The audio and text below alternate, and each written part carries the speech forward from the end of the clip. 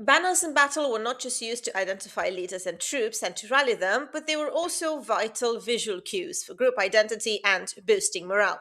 In the Viking world, the best known is, of course, the so called Raven Banner. So today we're going to explore the sources and whether such an object did in fact exist. In literary sources, the banner is often called Gudfana, which means the battle vane, and it seems to have been a military standard, but also a little more than that, sometimes a religious symbol utilized by prominent Viking Age leaders to signal divine favor. It also advertised dynastic legitimacy and solidified group identity through some shared mythological references. So it functioned as a material bridge between the more mundane theatre of the battlefield and the more spiritual realm of Odin, who is also referred to as the raven god, Hrafnagud. The raven seems to belong to the whole beast of battle ideology, which is quite common to Germanic heroic literature, often depicting ravens, but also eagles and wolves as scavengers of human remains. In Norse mythology, as you probably know, the raven was the primary attribute of Odin. He was attended by two ravens, Hugin, meaning thought, and Munin, meaning memory. And these birds would serve as almost his eyes and ears along the nine worlds, and their presence in a military context would also suggest that he was keen on observing the conflict himself. The act of feeding the ravens is a common skaldic kenning, so complex metaphor, for killing enemies and transform the grisly reality of slaughter into almost a ritualized feast for the god of war. The banner would thus serve as a literal representation of this contract, and the presence would suggest that the army was just fulfilling its role as a provider of carrion for the ravens. We do have picture stones from the island of Gotland, such as those in Ardre and Tjengvide, often depicting ravens and eagles hovering above battle or funerary scenes, which visually reinforce this skaldic trope of feeding the eagles or feeding the ravens, so essentially death in battle. According to the Annals of Saint Neots, which is a chronicle from the 12th century, some banners possessed divinatory properties. It was believed that if the raven depicted on the banner flapped its wings in the breeze, victory was assured. Conversely, if it hung lifeless and limp, the army would face defeat. No textile raven banner has survived the millennium, though. This is very important to note, and its appearance was reconstructed based on some textual descriptions and contemporary iconography. The banner is believed to have been triangular with a rounded lower edge, frequently adorned with tassels. The raven motif was likely woven or embroidered into the fabric in such a way that the bird appeared to flap its wings as the banner fluttered in the wind. We also have a contemporary source, the Anglo-Saxon Chronicle, which for the year 878 relates that in that winter, a brother of Ivar and Halfdan landed in Devonshire in Wessex, and he was killed there with 800 men, and then the war banner, which they called the Raven, was captured. Does this mean that there was a bird depicted on it? Maybe. We can't possibly tell. In saga literature, this seems to have been quite a well-known motif, particularly if you look at the saga of Njol and Orkneyinga saga, the saga of the Earls of Orkney.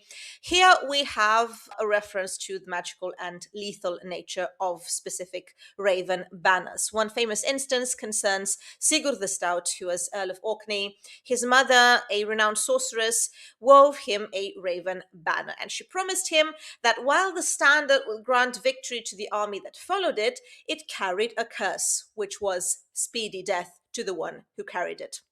At the Battle of Clontarf in 1014, a pivotal conflict taking place near Dublin, the curse allegedly manifested with tragic precision because 3 successive banner bearers were actually killed in the fighting. When Sigurd ordered a 4th man to take it up, the warrior refused, understandably stating that he would not carry a standard that brought death, and ultimately Sigurd heroically had to take the banner himself, tucking it under his clothes, and then he was also killed shortly thereafter. Besides these chronicles and saga literature, we also have a mention in Encomium Mai Reginae at the Battle of Asandun in 1016. Knut the Great reportedly utilized a magic silken raven banner during his victory over Edmund Ironside. We also know of several high status banners distinguished by their own names. For example, Harald Hardroda, so Hardrada, he had a famous standard called Landeidan, which means the land ravager, and this would kind of like reflect his reputation as a hard ruler. And later, King Sverrir of Norway, who reigned from 1184 to 1202, he utilized a banner called Victory Fly, Sigerflugan. So this may be also a reference to like the sort of comparison between the banner and the flight or fluttering of wings. These might have been literary tropes, however, because, for example, Constantine the Great's cross banner, it also promises and delivers a victory. So all of this seems to be rooted in the realities of war, but then through literature, it's kind of transfigurated into something more potent in the sort of like magical perspective. One potential material location for the Raven Banner's depiction is on the silver coinage minted in Northumbria during the 10th century, specifically the Hiberno-Norse king Olaf Guthrisson, also known as Anlef Quaran, who ruled York between approximately 939 and 941. He issued a series of silver pennies featuring a prominent bird of prey on the obverse. And this figure has often been interpreted as the Odinic raven, and the coin's iconography would represent an instance where a Scandinavian ruler utilized the Latin alphabet to record his Old Norse title of konung, so king, alongside a pagan symbol. This numismatic presence would highlight a form of hybrid identity in the Danelaw if we accept that this is, in fact, an Odinic raven. We do have earlier manifestations of the raven motif located on 6th and 7th century helmet plates and shield decorations, for example. On the other hand, we don't have a banner on this coin, it's just a bird of prey.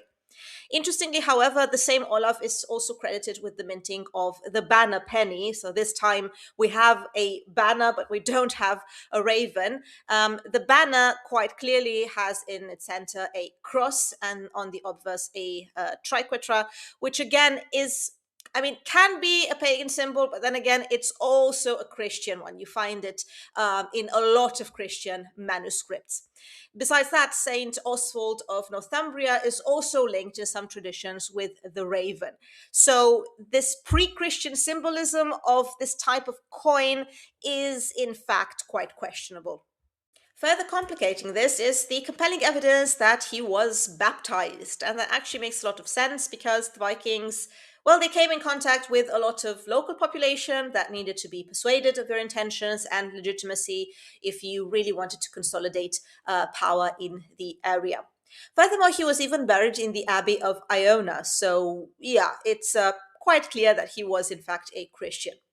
In all likelihood, what he was doing is mixing some symbols, both Christian and pre-Christian, to appease everyone, which is usually quite a good strategy. And we also have some other sources for that. For example, the large stone crosses, which tend to blend Christian symbolism and scenes from Norse mythology.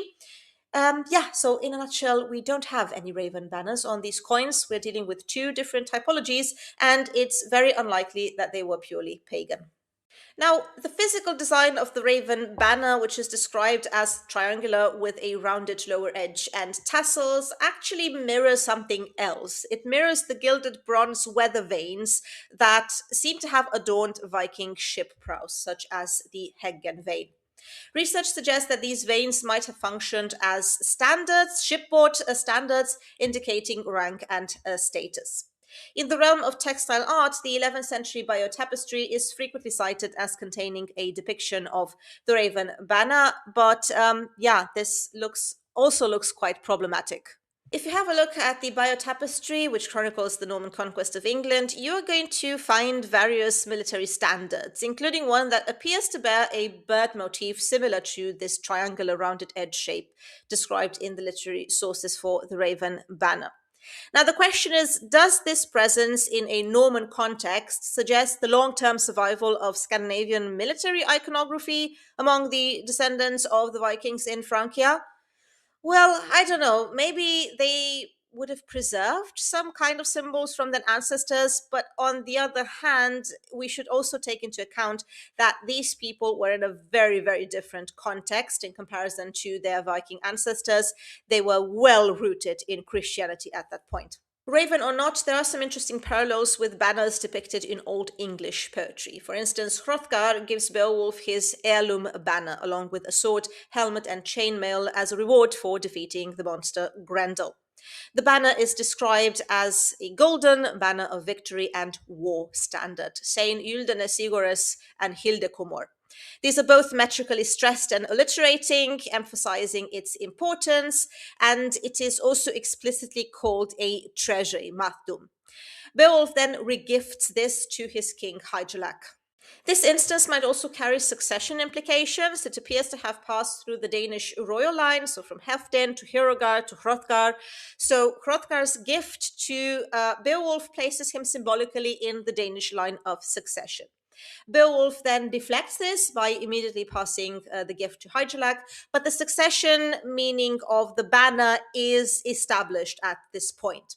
Then in the same poem, we also have the dragon's horde banner, which is also described as golden, tall, the best of hand wonders, intertwined with songcraft as well, emitting a glow that illuminates the entire cave. Wiglaf takes it along with the cups and dishes as the most important items from the Hoard of the Dragon. And also in this case, the banner seems to carry clear succession implications because it appears at the exact moment Beowulf laments having no son to inherit his items. When Wiglaf returns bearing it, Beowulf gives him royal regalia, an armor, helmet, also a neck ring, and then the Thanes find Wiglaf wearing Beowulf's symbols and also holding the dead king beneath the glowing golden banner. So all of this imagery would clearly mark Wiglaf as the chosen successor. So did the Raven Banner actually exist? Yeah, well, unfortunately, it remains very hard to tell, and I'm not that convinced, actually, not by a long shot. But either way, I am more fascinated by its whole literary and symbolic framing rather than by the actuality of it. And I also enjoy seeing it in reenactments as well. I find it quite fitting, despite the very problematic instances, rather saga, legendary context where it appears. Yeah, that was it for today. If you want to support this history project, consider subscribing and also membership. This was Irina signing off. Very, very tired. I'm sorry. I still hope I was coherent. I wish you all the best and until next time.